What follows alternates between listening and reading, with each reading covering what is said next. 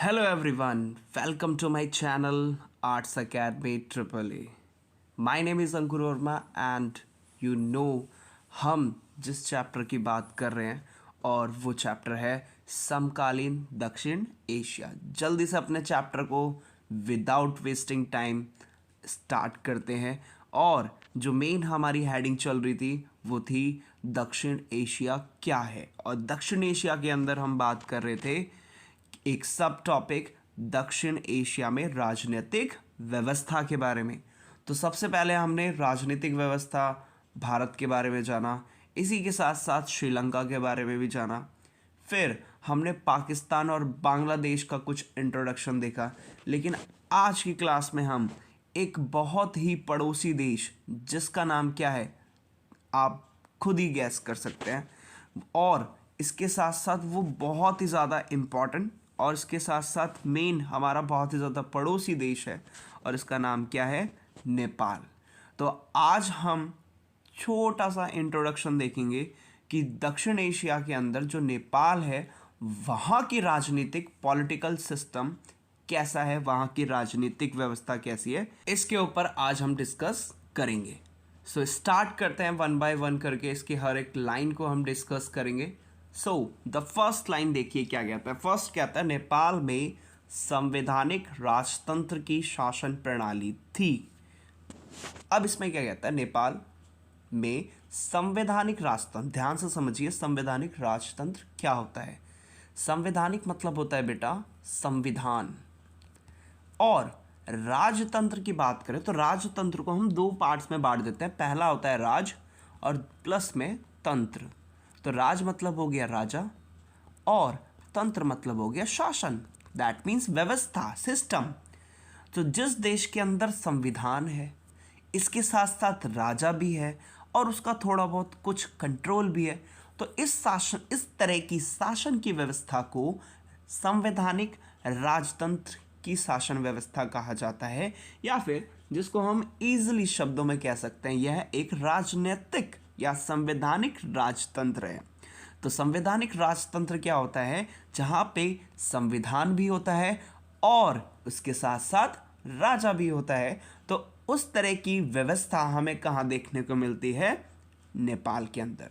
तो नेपाल में सबसे फर्स्ट क्या कहता है, सबसे फर्स्ट लाइन यही है कि नेपाल में संवैधानिक राजतंत्र की शासन प्रणाली है। मतलब कि वहाँ पे जो शासन करने का तरीका है, सिस्टम है, उसको संवैधानिक राजतंत्र कहा जाता है। क्यों? क्योंकि वहाँ पे संविधान भी है और इसके साथ साथ वहाँ राजा भी है, इसलिए वो संवैधानिक राजतंत्र है। इंडिया ऐसा नहीं है, क्योंकि इंडिया में कोई राजा थोड़ा है। इंडिया के भारत के अंदर है संसदीय शासन व्यवस्था या संसदीय व्यवस्था, हम देख सकते हैं। इसके साथ साथ सेकंड पॉइंट की तरफ बढ़ते हैं। सेकंड पॉइंट में क्या कहते हैं, राजा वीरेंद्र ने फरवरी 2005 में प्रधानमंत्री शेख बहादुर देउबा को बर्खास्त कर शासन अपने हाथों में ले लिया। तो सिंपल लाइन है, इसमें कहता है कि राजा वीरेंद्र, ये है भाई राजा वीरेंद्र, ध्यान से देख लो। तो ये है राजा वीरेंद्र, इन्होंने क्या किया, इन्होंने फरवरी की 2005, फरवरी मतलब 2005 के अंदर फरवरी में वहाँ पे उस टाइम के जो प्रधानमंत्री कौन थे, उस टाइम के प्रधानमंत्री थे शेर बहादुर देउबा। जो वहाँ के उस टाइम के जो प्रधानमंत्री थे वो थे बेटा शेर लिखा है, ये यहाँ पे शेख है लेकिन हमें क्या लिखना है, शेर बहादुर देउबा। थोड़ा सा इसमें ये मिसप्रिंट हो गया है, कोई बात नहीं। इसकी जगह आपको क्या लिखना है, शेर बहादुर देउबा को क्या किया गया, शेर बहादुर देउबा को बर्खास्त कर दिया। बर्खास्त मतलब उनके पद से उनको हटा दिया, और हटाने के बाद क्या हुआ, शेर बहादुर देउबा को हटाने के बाद, बर्खास्त करने के बाद जितनी भी शासन की व्यवस्था थी वो सारी की सारी शासन व्यवस्था अपने हाथों में ले ली। किसने ले ली भाई, इन भाई साहब ने ले ली, बिल्कुल सही बात है। और इनका नाम क्या है, इनका नाम है वीरेंद्र। तो आगे बढ़ते हैं। तो राजा वीरेंद्र ने क्या किया, राजा वीरेंद्र ने 2005 में प्रधानमंत्री जो उस टाइम के थे कौन थे, शेर बहादुर देउबा को बर्खास्त किया, उनके पद से हटाया, और पद से हटाने के बाद जो पूरी की पूरी शासन व्यवस्था थी भाई अपने हाथों में ले ली, अपने कंट्रोल में कर ली। नेक्स्ट पॉइंट में बढ़ते हैं। नेक्स्ट पॉइंट क्या कहता है? नेक्स्ट पॉइंट कहता है इसके बाद जन विद्रोह का सिलसिला शुरू हो गया। ऑब्वियसली बात है, लोगों को गुस्सा आएगा, तो लोगों का गुस्सा आएगा तो मतलब कि लोग क्या करेंगे? विद्रोह करना शुरू कर देंगे। इसके बाद जन विद्रोह का क्या हुआ? सिलसिला शुरू हुआ। इसके साथ साथ क्या हुआ? जन विद्रोह। जन विद्रोह मतलब कि लोगों ने आंदोलन करना शुरू कर दिया, इसलिए हम इसको क्या कहते हैं? जन विद्रोह। मतलब लोगों के द्वारा किया गया विद्रोह। तो लोग इसके बिल्कुल खिलाफ थे। क्यों? क्योंकि ऑब्वियसली बात है कि राजा ने क्या किया? जबरदस्ती अपने पद का इस्तेमाल करते हुए वहाँ के प्रधानमंत्री शेर बहादुर देववा को हटा दिया, और हटाने के बाद पूरा का पूरा शासन की व्यवस्था अपने हाथों में ले ली। और इसको देखते हुए लोगों को बहुत ज़्यादा गुस्सा आया और लोगों ने क्या कर दिया? विद्रोह करना शुरू कर दिया। अब आगे बढ़ते हैं। 2008 में राजतंत्र को ख़त्म कर दिया। अब लोग इतने ज़्यादा गुस्सा में थे, कह दिया कि अब बिल्कुल राजतंत्र ख़त्म ही होना चाहिए। तो इसलिए 2008 में राजतंत्र को ख़त्म कर दिया गया, और ख़त्म करने के साथ साथ नेपाल एक लोकतांत्रिक गणराज्य के रूप में उभर कर सामने आया। तो ये था कुछ छोटा मोटा सा नेपाल का इंट्रोडक्शन। पूरी की पूरी स्टोरी हमें आगे पूरे चैप्टर में पढ़नी है, तो एक बार इसको रिकॉल कर देते हैं।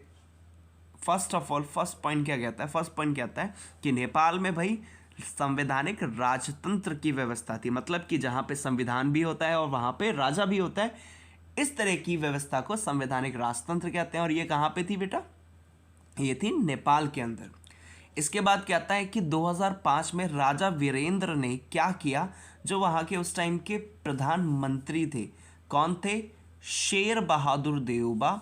तो शेर बहादुर देवबा को बर्खास्त कर दिया, और बर्खास्त करने के साथ साथ जो शासन अपने हाथों में ले लिया। और इसके बाद क्या हुआ? लोगों का विद्रोह हुआ, लोगों ने लड़ाइयाँ की, खून, अपना गुस्सा दिखाया, और इसके साथ साथ मजबूरन क्या किया गया?